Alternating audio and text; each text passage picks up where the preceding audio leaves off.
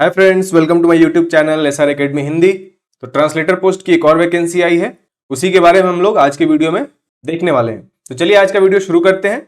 और अगर आप लोग चैनल पे नए हैं तो चैनल को जरूर से जरूर सब्सक्राइब कर लीजिएगा। तो आज जिस वैकेंसी के बारे में बात करने वाले हैं वो vacancy pension fund regulatory and development authority यानी पेंशन निधि विनियामक एवं विकास प्राधिकरण में आई है। और कौन सा पोस्ट है यहाँ पे? असिस्टेंट मैनेजर ऑफिशियल लैंग्वेज का। इसमें एक्सपीरियंस की कोई रिक्वायरमेंट नहीं है।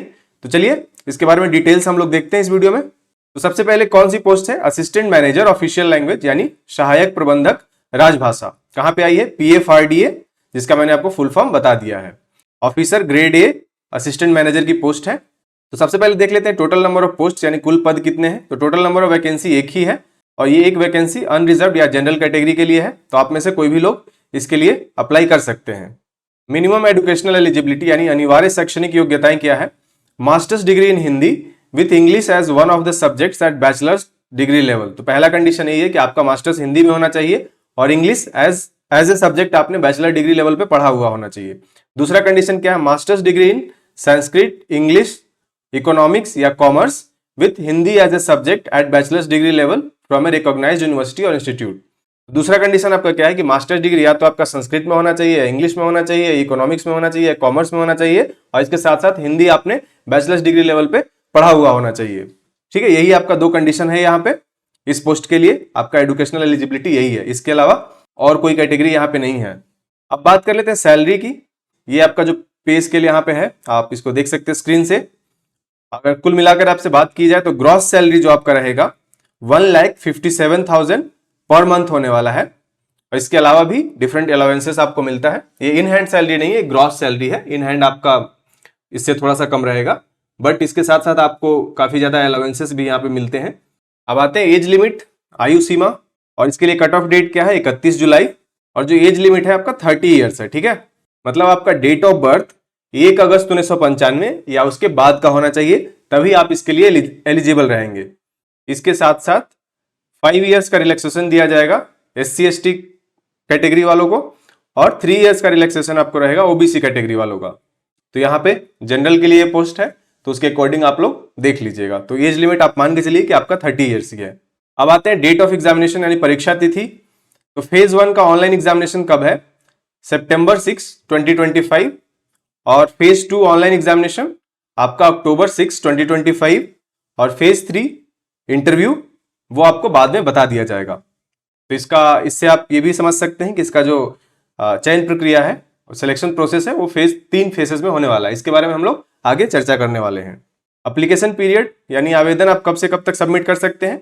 तो आप 2 जुलाई से 6 अगस्त के बीच इसके लिए ऑनलाइन एप्लीकेशन सबमिट कर सकते हैं, फी पेमेंट कर सकते हैं और आप एप्लीकेशन को फाइनली सबमिट कर सकते हैं। एप्लीकेशन प्रोसेस क्या होने वाला है? आपको इस वाले वेबसाइट पे जाना है। मैंने आपको डायरेक्ट लिंक दे दिया है, ये लिंक आपको डिस्क्रिप्शन में भी मिल जाएगा, जहां से जाके आप डायरेक्टली इस वाले वेबसाइट पे जाएंगे। आप यहां से आप पहले रजिस्टर करेंगे। यहाँ पे रजिस्टर करने के बाद आप लॉगिन कीजिएगा और लॉगिन करने के बाद आप असिस्टेंट मैनेजर राजभाषा पोस्ट के लिए अप्लाई कर सकते हैं। सारा प्रोसेस ऑनलाइन है यहाँ पे और 2 जुलाई से 6 अगस्त के बीच आप इसका ऑनलाइन एप्लीकेशन सबमिट कर सकते हैं। अब बात कर लेते हैं एप्लीकेशन फी यानी आवेदन शुल्क कितना है। तो जनरल, EWS और OBC कैटेगरी के लिए 1000 रुपीज का नॉन रिफंडेबल फी यहाँ पे रखा गया है। SC/ST, PWD और एक्स सर्विसमैन या वुमेन कैंडिडेट के लिए कोई भी फी नहीं रखा गया है। सिलेक्शन प्रोसेस क्या होने वाला है यहाँ पे?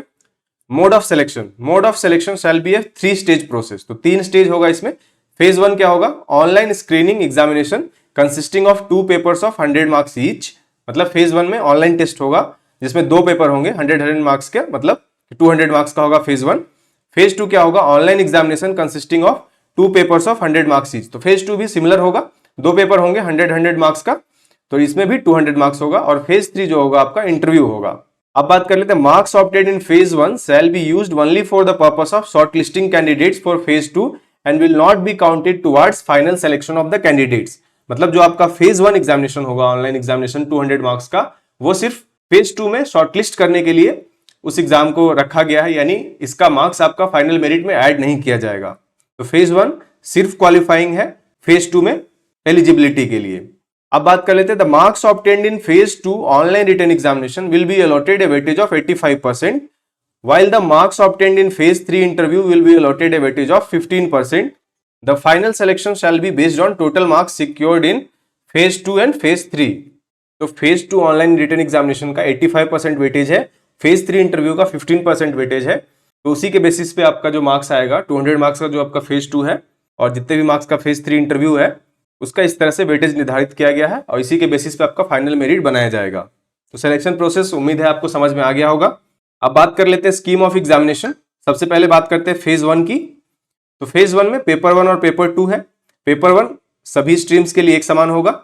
इसमें सबसे पहले इंग्लिश लैंग्वेज के 20 क्वेश्चंस 25 मार्क्स, क्वांटिटेटिव एप्टीट्यूड्स यानी मैथ्स के 20 क्वेश्चंस 25 मार्क्स, रीजनिंग के 20 क्वेश्चंस 25 मार्क्स और general awareness including some questions related to financial sector, इसके भी 20 क्वेश्चंस रहेंगे 25 मार्क्स का। तो मतलब ये आपका 100 मार्क्स का हो गया।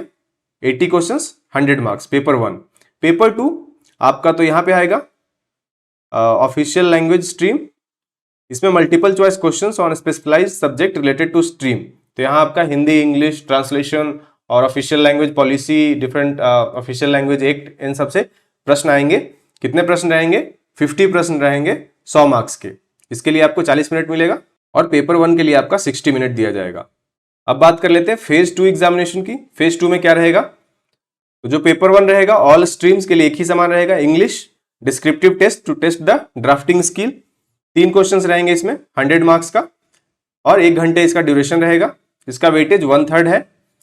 और पेपर 2 ये तो जनरल स्ट्रीम वालों के लिए है। इसमें आपका ऑफिशियल लैंग्वेज स्ट्रीम के लिए multiple choice questions based on specialised subject related to stream, इसमें आपका 50 क्वेश्चंस रहेगा 100 मार्क्स का और इसके लिए ड्यूरेशन रहेगा 40 मिनट्स। इसमें भी पेपर 1 की तरह सिमिलर ही क्वेश्चन आएंगे, 50 क्वेश्चन इसमें रहेंगे। तो जो सिलेबस पेपर 1 का है वही पेपर 2 का भी रहेगा। किसकी बात कर रहे हैं हम लोग? ऑफिशियल लैंग्वेज, जो आपका डोमेन स्पेसिफिक जो सब्जेक्ट है, जिसमें इंग्लिश, हिंदी, ट्रांसलेशन से रिलेटेड प्रश्न और जो भी आपका ऑफिशियल लैंग्वेज एक्ट और डिफरेंट पॉलिसीज से रिलेटेड जो क्वेश्चंस आएंगे वो पेपर 1 और पेपर 2 के लिए सिलेबस सेम रहेगा। बाकी यहाँ पे जैसा कि आपने पिछले पेपर 1 में देखा था कि English language, quantitative aptitude, reasoning, general awareness के प्रश्न आ रहे थे, वहीं पेपर 2 में इंग्लिश का डिस्क्रिप्टिव टेस्ट होगा। इंग्लिश में आपको टाइपिंग करके वहां पे लिखना होगा कुछ प्रश्न। तीसरा फेज क्या है? तीसरा फेज आपका इंटरव्यू का है।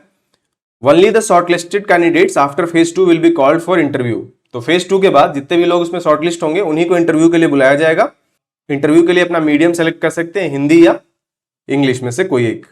तो ये था आपका PFRDA में असिस्टेंट मैनेजर राजभाषा पोस्ट के लिए जो नोटिफिकेशन आई है उससे रिलेटेड डिटेल्स। जितने भी लोग इस पोस्ट के लिए एलिजिबल हैं वो जरूर से जरूर अप्लाई करें। काफी अच्छी अपॉर्चुनिटी है, काफी अच्छा सैलरी है। तो आज के लिए इतना ही, मिलते हैं फिर से एक नई वीडियो में। तब तक के लिए थैंक यू सो मच। जय हिंद।